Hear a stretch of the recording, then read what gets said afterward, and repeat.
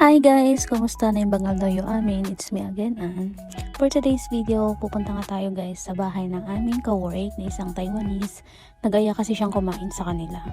Every Chinese New Year ginagawa niya to. Before the Chinese New Year ginagawa niya to. Parang culture na nila. Maya-maya nga guys, nandito na kami sa kanila. Yan yung building nila. Malapit lang. Parang 30 minutes drive. No, 没有。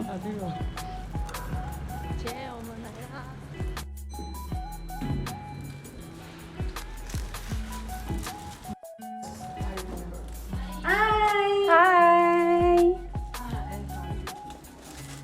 Wow, I smell something. 姐姐。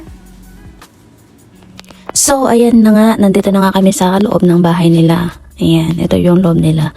Tapos yung cheche namin is ito. Ongoing pa rin siya sa pagluluto. So, ayan. Ayan. O, di ba nagpa-cute pa?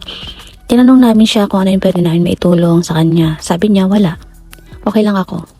Tapos, ang ginawa na lang namin, ayan, nagkwentuhan kami. O, di ba? May pamwestra pa.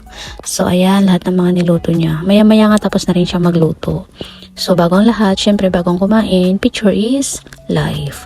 Maya-maya nga at, ayan, kakain na kami. So, yun lang guys. Ma-share ko lang. Bye-bye. Ingat po kayo palagi. God bless.